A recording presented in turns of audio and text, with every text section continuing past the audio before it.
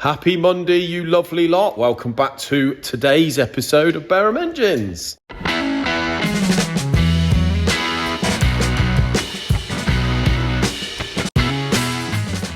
So guys, firstly, yes, I'm walking a little bit funny, a bit hunched over, slipped a disc in the old back. So any of you that suffer with back problems will know exactly how I'm feeling at the moment and have plenty of sympathy for me, but it's agony. So I've had to take it a little bit easy today. Been to the chiropractor though, and he charged me accordingly. Anyway, I have, however, been able to do this little job. This is a manifold. I haven't done one of these for a while, actually, weirdly. Got Isaac to put up the vice onto the mill for me because I can't lift anything at the moment but my spoon for me lunch. And you can see we are just plodding through it. This one over here was the culprit. This was sort of bowed down. You can see it still hasn't cleaned there. So a couple more cuts, guys, and that will be done.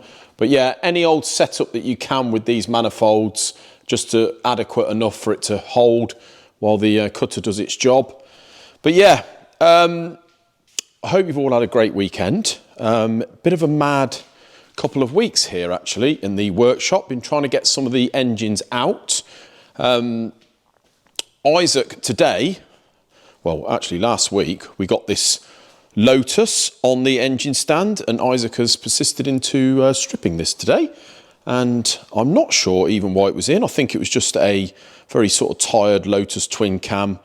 Just wanted it all done. I've got a feeling this is going in a Ferrari Dino replica. Could be wrong, but I do think it is.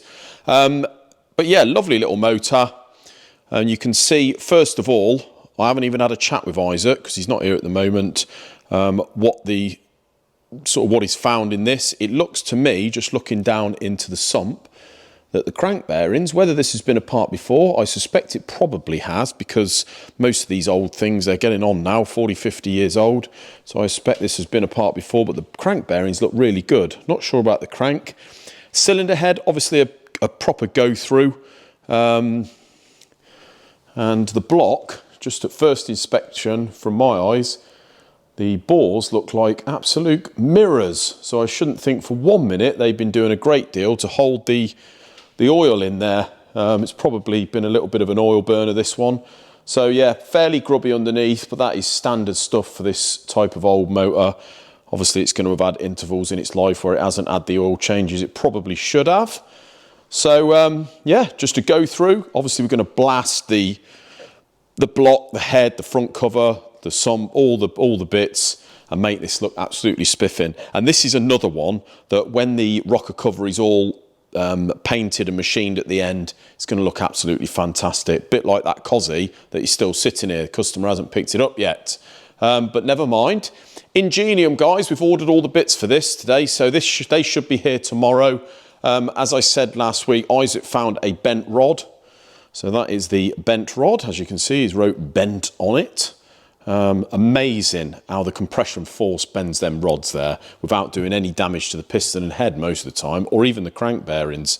Amazing force to compress that and bend it. But yeah, all the pistons are really good, absolutely immaculate. As I said to you before, the top ringland groove on this has got a steel insert in, so it doesn't tend to wear the top ring groove, as in the ring move up and down. So we're going to go for a set of rings on this. Normally, obviously we don't re-ring jobs, but this has had the liners in it. So this has had the cast iron liners that I've put in there. Off the shelf, they do a kit for the Ingenium now because they're so troublesome, from Westwood Liners. So got those in there. Back to standard, use the original pistons, set of rings. We've got new bearings, we've got a con rod coming. All the other 3 con rods are good. Isaac's checked them. Crank's really good. You can see that there, look. So that's had a bit of a polish, and he's going to be plonking that back together in the next couple of days. There's another one out the door, so that's ideal. Let me just take you through to the other room. We're going to have to discuss this V6 Land Rover. I've been holding off on this one, guys, but I'm going to have to discuss that soon. You probably noticed it in the background. Why is it still here? Been here for 2 months now, all done. Customer hasn't picked it up. So I think that'll be one for another video, but we'll see what happens in the next day or two, shall we? But yeah, so if you remember on the table at the back of the workshop, before we had a little sort out and put all the Perkins stuff over there, there was a heap of engine parts sitting there. Well, that belonged to a gentleman, and it was the Austin 7 that was sitting down there. Now, that we previously did that engine about 11 years ago. Unfortunately, the gentleman ran it, did plenty of miles, and then it did the same as what John's did, because it's a pinch bolt type small end where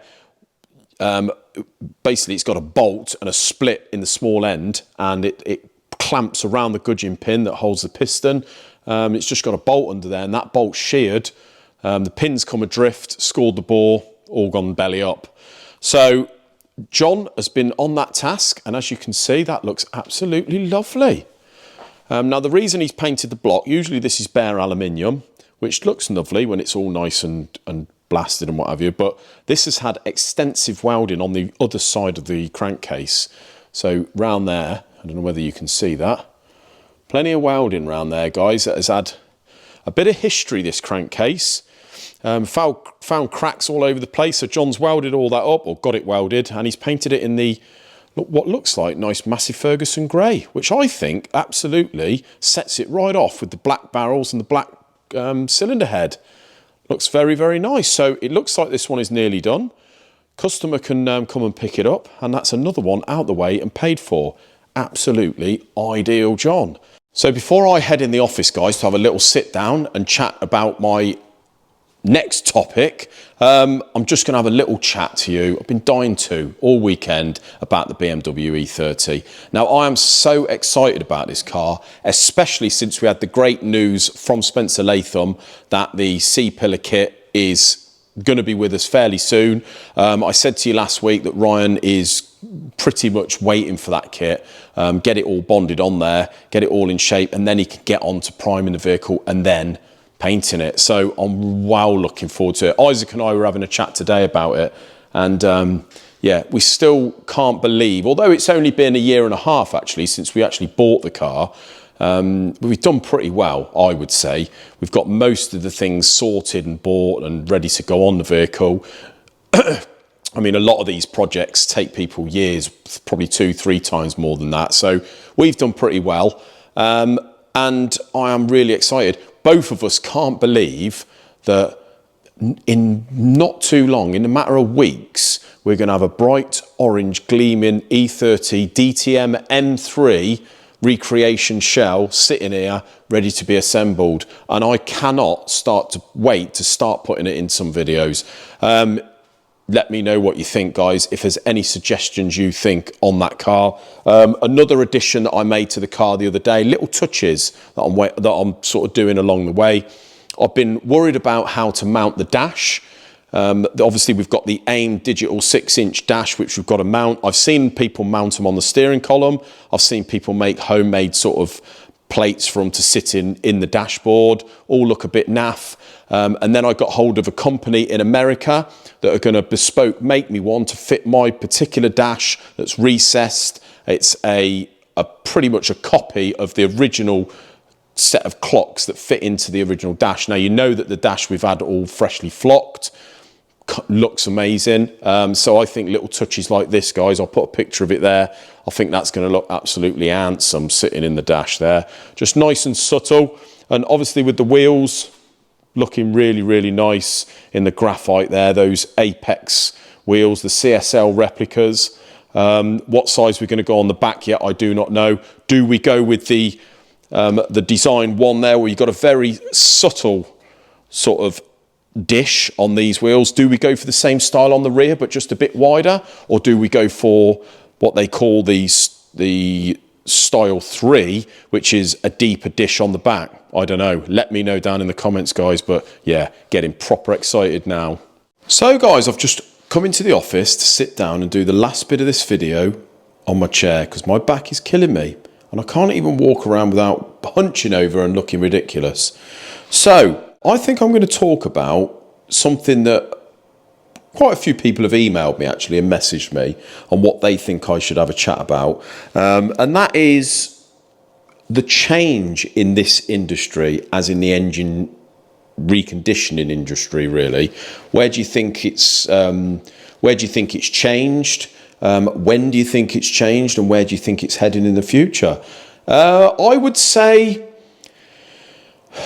when John and I took over the business in, well, probably 7, 8 years ago now, whatever it was, we were still doing a lot of garage repair work. So, you know, the day-to-day dealing with garages and what have you, a lot of trade work that was our bread and butter, really. We would have the odd 1 or 2 or maybe 3 engines on the go, but they were sort of long-termy things, almost gap fillers, really. The engine building was for quite a long time. It was the cylinder head refaces and pressure tests and things like that, crank grinds. So yeah, that was sort of our bread and butter. But I could see that. I could see the way things were going with modern engines. So if we go and look at like the V6 Range Rover, for example, you know now that because of emissions and stuff like that, you've got DPFs, EGRs, all that nonsense. It's all external stuff that's making the engine fail. And the mileage is going down and down and down. Manufacturers are making it more and more difficult for people like us to make it affordable to do these engines, buy the parts. That's another thing. So yeah, I think it's very much like a throwaway society compared to what it used to be as far as the modern stuff goes. So what I could foresee in the future was the only really, because it was a dying trade, I could see maybe there's enough work to at least keep me going in the classic and the performance areas. Now, fortunately for me, I think when it come up to COVID, and definitely just after COVID, I could see that a lot of the people that I dealt with in the engine reconditioning world were getting older. They'd been in it for years. There was not many youngsters taking it over. It seems like youngsters these days, not everyone mind, but they don't seem to want to get their hands dirty, and they don't have to earn more money. So that's fair enough. So I could see a bit of a gap coming in this market where these elderly guys are sort of fizzling out, if you like, and then COVID came around, and if there was any time to fizzle out, it was going to be then, and that's exactly what happened. A lot of people sort of disappeared, no youngsters taking it over. The likes of myself, and obviously we've got Isaac now, we got new ideas, fresh ideas, you know, we know how to work social media and things like that. Obviously this YouTube channel, things like this, you know, it was never thought of. And John's been here for what, 50 years, and he still can't get his head around it. So a lot of people like John were never going to do this. So we seen a bit of a gap, we took it. What's happened for us is obviously with the channel, it's put us nationwide, in some cases I'd say worldwide. You know, we get a lot of emails and even work from all over the place, really. There's less and less places to go. People wouldn't really know where to look. And you find with the YouTube channel, you get in people's heads, so they might not even realise it, but if people think need an engine doing, and bare them engines, that's what they do, and they get in touch with us. So that was the plan. Seems to be working for us as much as we want it to at this point. So yeah, I would say the fact that youngsters aren't coming into this, the fact that it's a dying industry, and also what people are used to doing, and the fact that social media is a big part of this now, has all played into our favour, really. People also ask me, are you worried about electric cars and that? I'm going to be honest, I'm not worried about electric vehicles at all. I think the infrastructure's not there. I think it's a bit of a novelty, to be honest with you, at the moment. There's probably lots of electric car heads out there that are going to disagree with me. That's fair enough. But I just personally think it's not quite going to work as they are saying it's going to work, or making out that it's going to work. And I think the proof definitely in the last year or so is sort of proving that it ain't really working like they say. Maybe the hydrogen engine, do you think that could be the next one? I don't know. But personally for me, what I think and what I hope is that definitely with myself, I think that the classic and the performance industry is big enough for it to definitely see me out. I'm open, guys. Let me know what you think down in the comments. We're going to leave it there. I'm going to go home, rest me back. But until Wednesday's video, guys, have a great evening. We'll see you then. Cheers.